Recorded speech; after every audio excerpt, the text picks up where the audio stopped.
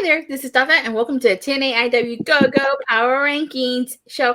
As always, I'm joined by my two co-hosts. First, to my right, he is the star of the show. He allegedly has no relation to Steve Maclin, the one and only Burt Maclin. Yeah, sorry if I looked tired last night. Like I was telling Lucha, I was out partying with the members of VKM last night. So sorry if I'm a little tired. It's okay. Yeah, Burt loaded up on that mahi. And of course, to my left, he is the godfather of the Power Rankings, Lucha. What up? Alrighty then. So, you guys, this is, I would say, a very somber Power Rankings. We know Josh Alexander did suffer an injury, so it means that he had to relinquish his Impact title. That Josh's streak on the Power Rankings has come to an end. So I would like to take a little moment of silence to say RIP to Josh's streak on the Power Rankings. You guys, moment of silence. It's not fair.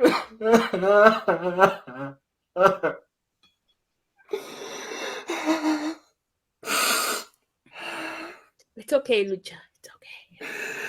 It's so hard to say goodbye to yesterday. Well, I'm a heel, so right now this is when I would play someone else's music and say it's time to move on. Hey, Yep. hey, this benefits Time to your move on. family. I don't want to hear it. You know what I mean? Let's get someone else in there, and you know whose time it is. Yeah. We are family. Unfortunately, we won't be getting Steve Maclin versus Josh at Rebellion. As we found out at Sacrifice, it's going to be Steve Maclin versus Kushida at Rebellion.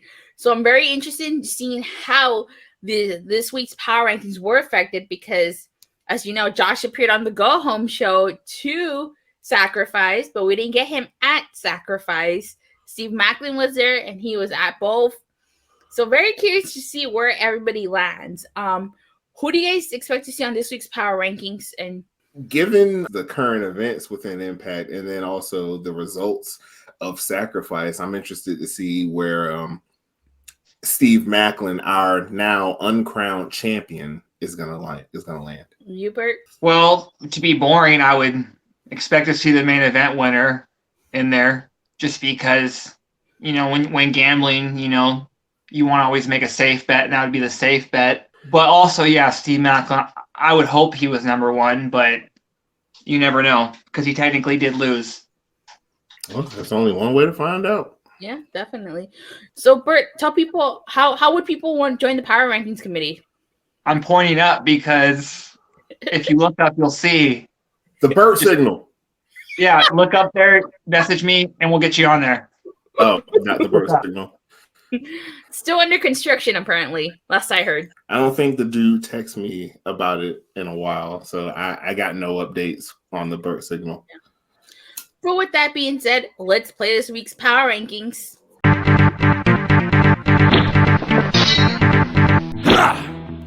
Number 10, Busted Open Bully Ray. Number 9, French Canadian Frankenstein PCO. Number 8, World Champion Mickey James. Number 7, Speedball Mike Bailey. Number 6, Digital Media Champion Joe Hendry. Number 5, the Ruchosa Diana Perazzo. Number 4, Tag Team Champions Bullet Club. Number 3, X Division Champion Trey Miguel. Number 2, number 1 contender Steve Maclin.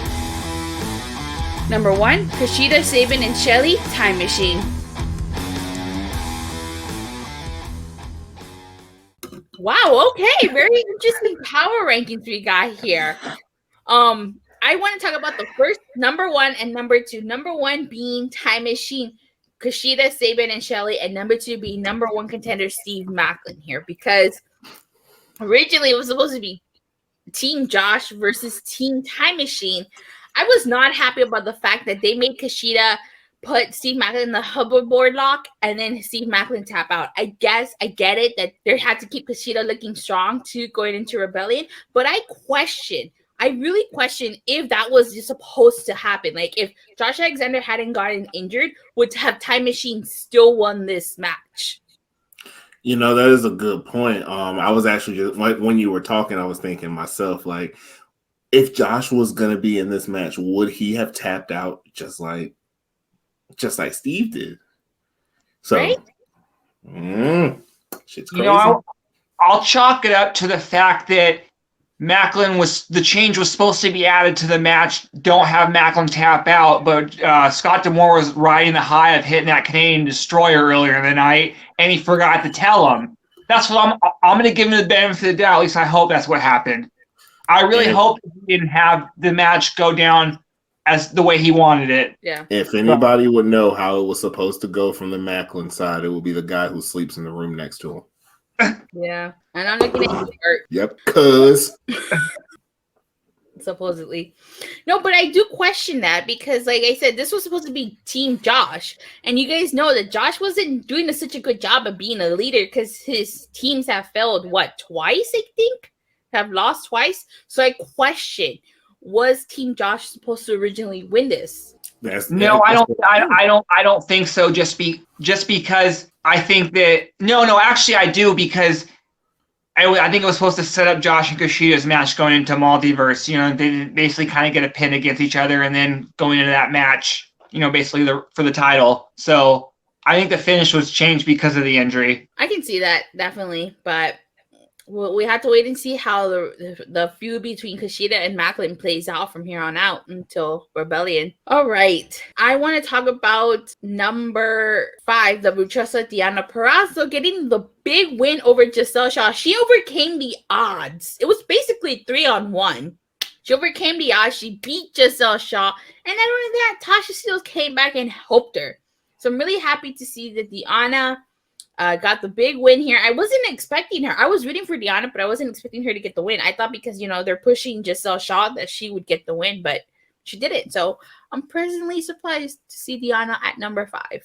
Yeah, well-deserved return to the countdown. And then Tasha Steelz coming back as well. But yeah, number 5, perfect spot. I don't have a problem with it. And yeah, welcome back, Diana. Definitely. Lucha? I'm pleasantly surprised to see Diana number 5. Surprised because for her to be the highest ranked knockout on this week's Power Rankings was a little caught me off guard. But I'm not surprised because the match between her and Giselle at Sacrifice was fire, in my honest opinion.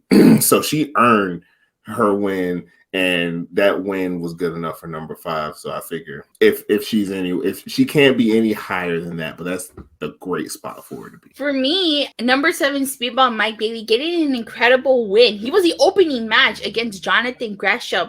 So now both Speedball and Gresham are 1-1. So I would not mind seeing a rubber match between both guys. But I think Speedball, it was one hell of a match. Seriously. And I know he's not a champion, so he couldn't make the top 5, but I still think he deserves a spot on this week's Power Rankings. Nah, screw all that. I would flip Speedball and Steve Maclin, honestly. The number 2 guy on the list to be the guy who tapped out in the main event. I don't like that. And then we saw the war Speedball and John Gresham went through for that during their match there. So I put Speedball's win higher than Steve Maclin's status, just because with Steve Maclin's status as number 1 contender, he still took an L. But let me just a quick defend your cousin. Defend your cousin. Go ahead. No. I'll retort by just going like this. Why are we faulting him for, he's not gonna get hurt in a nothing match. Nothing was on the line in that match. What does he care if he taps out? He doesn't need to win that. If he's saving himself for that big payday when he wins at Rebellion. That match didn't mean anything. So what, he tapped. So if you want to put him at number, switching with Mike Bailey, I'm fine. But I don't think I think Maclin's fine losing. So that's all I'm gonna say. Of course, that's what you gotta say. Yeah. Nah, screw this. Also, I'm mad. How come I'm not number 1? You saw that work I put in last week to get number 1? Yeah, why is you number 1? If anything, I think we should be talking about the disrespect of Nikki being number 8. That's a travesty. She might have a minor injury. She didn't give her title up. Why is she number 8? Because that's hardcore country. As far as I'm concerned, she should be number 1 this week, even though she didn't have a match. Because you don't take an L when you don't have a match. So she should be number 1. That's true. She's the number 1 champion in the company, so why is she not number 1? Tell me that. A committee, my man Burt spitting flames.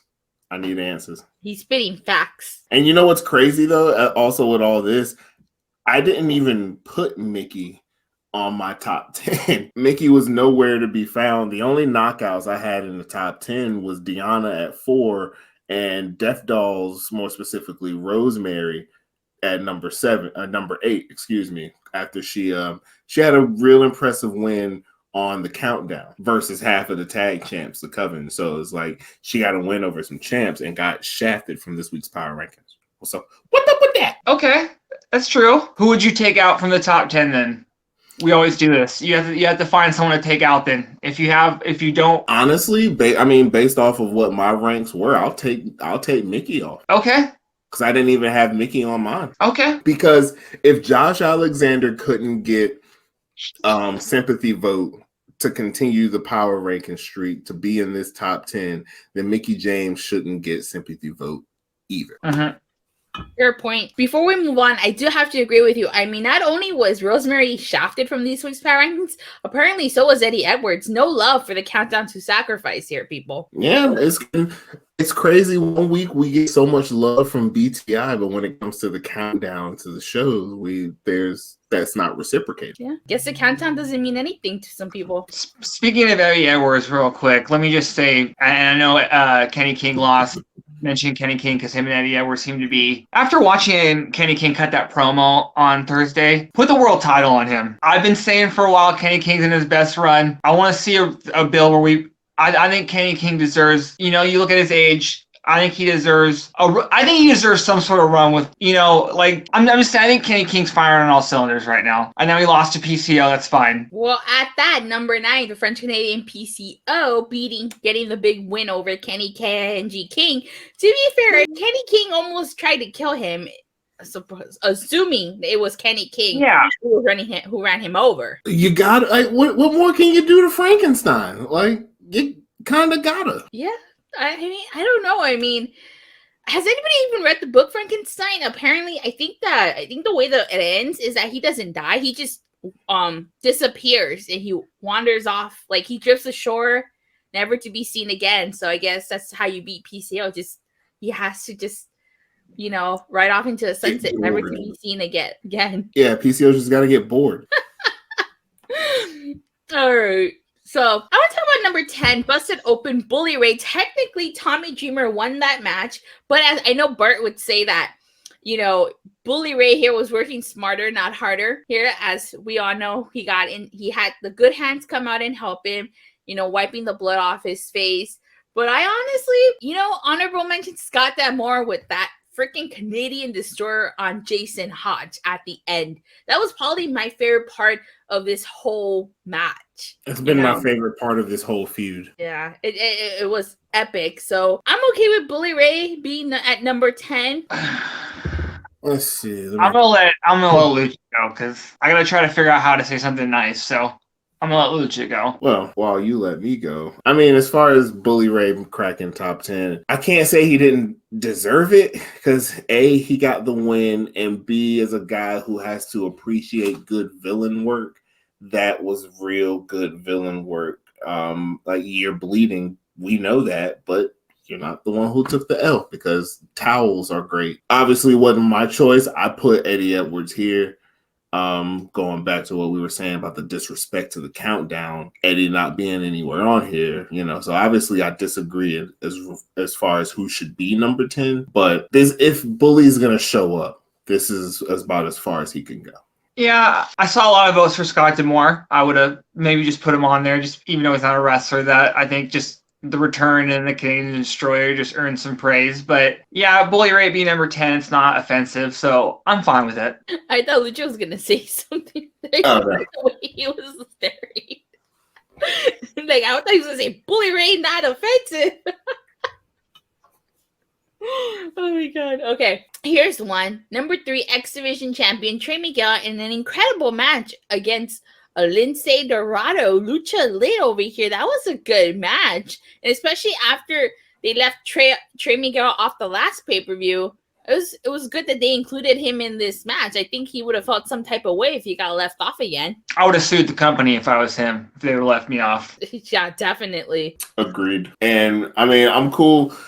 Number 3 is a good spot for him. Up until a couple of days ago, for the most part, a lot of our champions, they've been really dominant. I mean, hell, before Death Dolls dropped the belts, weren't they the longest female tag champs of all time? Yeah. All female tag? Yeah. Yeah, so there's been a lot of domination. Mickey having the title for a couple months now. So the champions were really holding strong. So Trey Miguel to defend the title successfully, get this dub, number 3 is pretty solid for him. I'm completely fine with Trey being number 3. I think that is a good spot. You could even argue maybe I would put maybe a couple people ahead, switch the people ahead of him, but I would still always keep Trey at number 3. I think that he had a strong showing, and yeah, I don't think he should be left off any more pay-per-views. You could honestly give Trey Miguel an argument for number 2. Well, I was just going to say, the way I would have the list is, like I said, I would have Mickey E1. You could put Trey 2. I personally would have Mike Bailey 3, and then I would put Time Machine at 4. And then, yeah, Maclin at 5, because he's still the number 1 contender, but he did lose. And it's sad. I didn't even vote for Trey at all, so maybe I could have been the difference to get Trey number 2. Like, Trey got no votes on him. I know. But look, I had to vote for Josh Alexander at number 1 because at the end of the day, I don't care. That's my world champion. It's my world champ. Anyone who wins this belt is hashtag not my world champ. I still ride with Josh. So he's number 1 in my heart. You know, it feels weird not having Josh on this week's Power Rankings. It feels really weird, you know? Disrespectful. But to go back to what you're saying about the Death Dolls, I like how you put emphasis on all female, because correct me if I'm mistaken, but weren't Eric Young and ODB the longest reigning Knockouts tag team champions? Mm-hmm. It's crazy we have to like put that qualifier in there when we talk about this belt. But I mean, hey, love makes you do crazy things like win women's tag champs and get married in a steel cage. Yeah, love does make you do crazy things. Yeah. All right. So how about number 4, the tag team champions, Bullet Club, getting a big win over TMDK. I have to say, Bad Dude Tito looked really good in that match. But you know what? Incredible victory for ABC, because, you know, they got a big match coming up and they needed to look strong going into Multiverse. So I actually really enjoy this match. Yeah, I did too. I also really enjoy Bad Dude Tito's name. Like, that's just a good name for me. Like, it's just fun. Just Bad Dude Tito is a bad dude named Tito. So I mean, that alone should have got him a couple votes, you know what I'm saying, in the Power Rankings. Not the team, just his name. But as far as Bullet Club being for probably a solid spot to put him, we should start to put a little bit more expect more respect on their names in the coming weeks because of how long they're holding on to the belts and potentially how long they're going to be able to hold on to the belts. I think they should hold on to the belts for a year, but they need competition for it to be worthy TV. So whether that's bringing in more teams from different promotions, which I'm always fine with, you know, Impact only has so big of a roster, you know what I mean? And they're not going to get rid of titles. So that means that they have to find ways to bring in people, creative different ways, you know? So, but yeah, I think Ace and Bay are on a roll. And what I would do, I saw this in my head. Well, no, they couldn't do that. I was saying like maybe in a year, they both hand in their belts for option C and be like, they want a title shot, but that's only for the X Division title. But I both see Chris Bay and Ace Austin as future world champions as well. So, because as I established last week, they're the pillars of Impact. For sure. Yeah. I mean, and then getting more competition in there, that's only half the battle because Bullet Club, they're going to still have to go out there and beat this competition because it's only going to get worse from here as far as like the level of difficulty, you know what I'm saying? Because they just got this win. They had to fight for that. You know they're going to have to fight in this 4-way on Thursday. And then who knows what's going to be waiting for them at Rebellion. We have the competition coming in, more competition comes in, that's just going to mean they're going to have to up their game up and keep getting dubs if they want to get that respect in the power rankings every week. I like to see them maybe go on like kind of a thing where they had like the Hardys were going around traveling and defending the belts everywhere. Not only collecting more belts, but just going to different promotions and defending those belts. But would that give them more power ranking votes in the Impact canon? Will the committee respect the non-Impact canon title defenses? I guess. Well, then I guess bring those teams in from other promotions and would be the way to get them on the. Because like that'd be the better option, is because it should be on Impact TV since it's Impact belts. So if they can find a way, like I said, maybe just bring in, like maybe have Chris Bay and them issue an open challenge to any promotion. That's how I would script it. So every week you don't know who you're going to see, and that kind of gives Impact a lot of room to play with. That's what I would do. Maybe have them issue an open challenge. It gives Impact a lot of room to play with, but it doesn't give Bullet Club a lot of room for error, because you want to pop your shit and go big boy. You better be ready to be big boy when it's time. Yeah. I have to say, I'm glad Bullet Club beat TMDK after Bad Dude Tito had the nerve to call Ace and Bay micro mini Bullet Club. What an insult. They deserve to lose after that. So you saw what happened. You saw what happened. It's a little art of finesse and it's a little bit of a fold. Because it's just as easy as ABC. 1, 2, 3. Now, I think we've made it through this whole show because I guess for whatever reason, we don't want him to appear. So we're not saying his name. But do you believe number 6? I was going to mention it. I think that's a great spot for Joe Henry, because I had 2 points about that. One, it shows how strong the rankings are that he is only number 60 to get a win.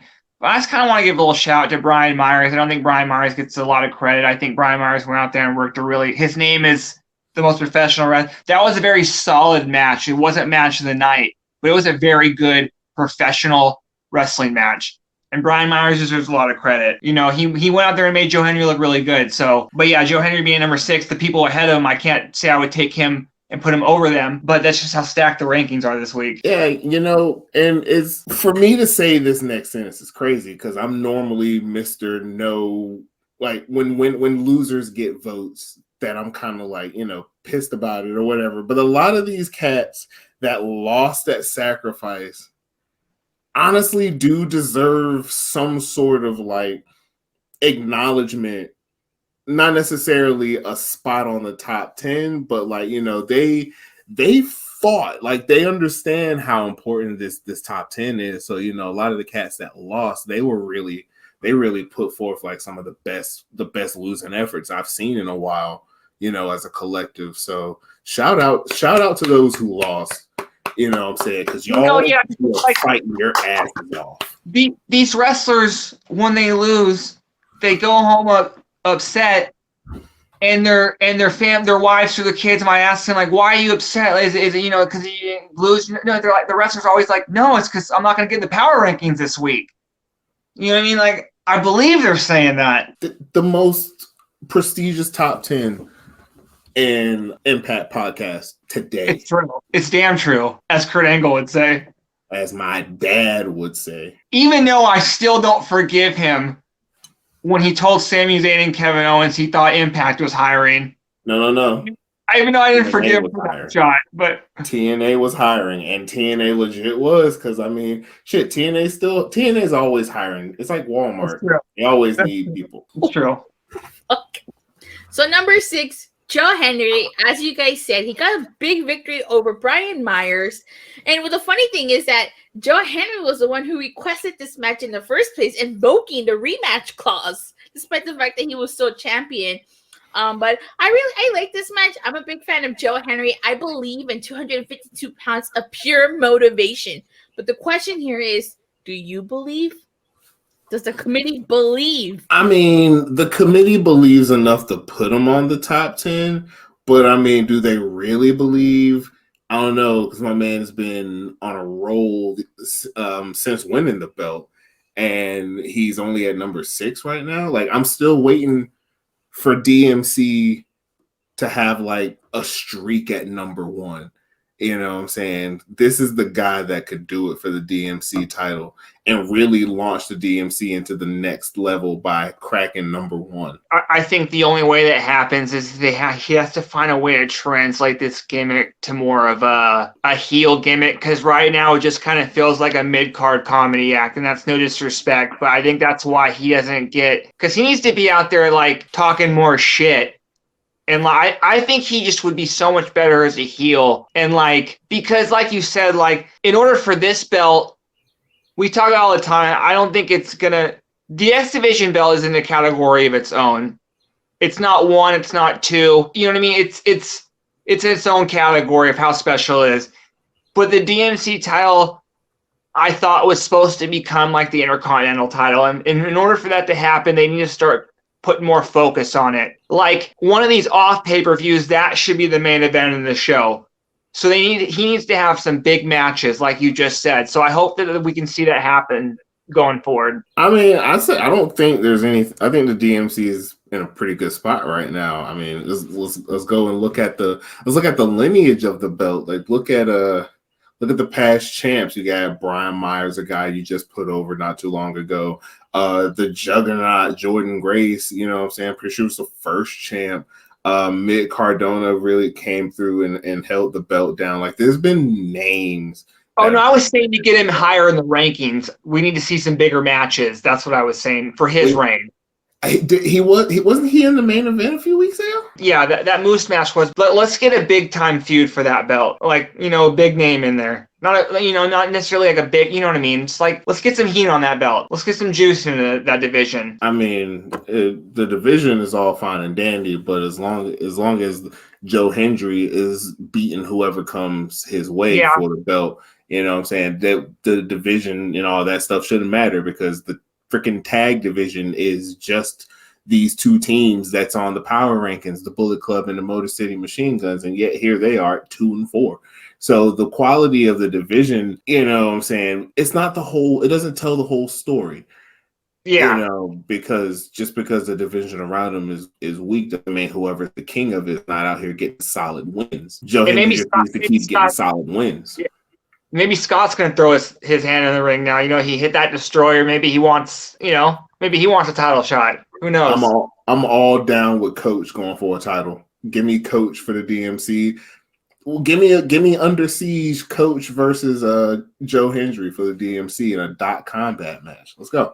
I like those dot combat matches. They're always fun. They're so fun. But and as far as the tag team division, like you would think, like essentially like guys that like, or people that, or that aren't on TV would be like there are people in the back that like, I hate random tag teams, but I could make some teams. You know what I mean? Just to like get that, just to make the division an actual division, and instead of like what you just said, two guys. You know what I mean? John Skyler and Jason Hodge are an example of that. They were just two random guys, and look at them now. They got paired together. Yeah, they just got to start getting dubs and getting respect within these power rankings. Look, it may be a revolving door week in and week out with the power rankings, but this top 10 is nothing to play with. Like this is the top of the top over here. So they just got to keep getting some quality dubs. Unless you're the Coven and you can just show up and get a title shot and win. You still haven't let that go. No, and I will never let it go. And they're not here this week, so obviously they were fickle. Alrighty, well, we've covered everything in the power rankings. Again, rest in peace to Josh Alexander's streak on the power rankings. It was fun while it lasted. I didn't think it would come to an end the way it did, but for Josh, I'm not actually gonna pour this out because then I'm gonna mess up my computer. But for Josh. See, I'm gonna pour out some of this beer for Josh, and in the interest of not making a mess, I'm gonna pour it in my mouth, and then in the interest of not making a mess, I'm not gonna pour it. I'm just gonna sip from the can. So I like that. This is to Josh.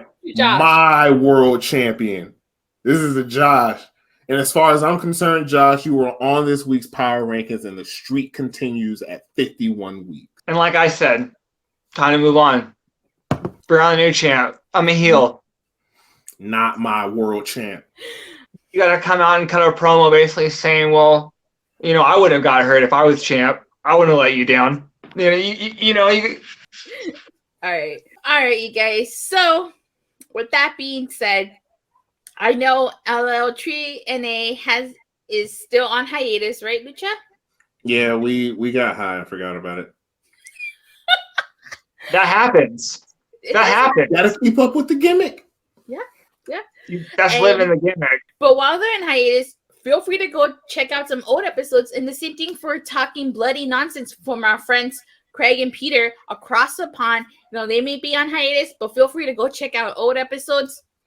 And of course, make sure you watch our show every Tuesday. But not only that, make sure you also tune in to the big show. Well, where's the big show? The big bad show tonight, which is live every Sunday at 8 Eastern, 7 p.m. Central, 6 p.m. Mountain Time, and 5 p.m. Pacific Standard Time. And hold on. And also, over in Krakow, I forgot where that's at. That's gonna be, it's like 1 a.m. Yeah, so to all our folks over there in Krakow, come check us out 1 a.m. live on Twitch. Yeah, we gotta hit all those time zones because we got fans everywhere. So just trying to make sure. So with that being said, you guys, please don't forget to like and subscribe. Make sure you hit that bell so you get notified whenever this video drops or whenever TNAIW releases a new video. And as far as next week is concerned, you'll see Lucha and Burt next week, but you won't see me because I will be attending to WrestleMania next week. So I'll see you guys when I get back in 2 weeks. Bye. Bye.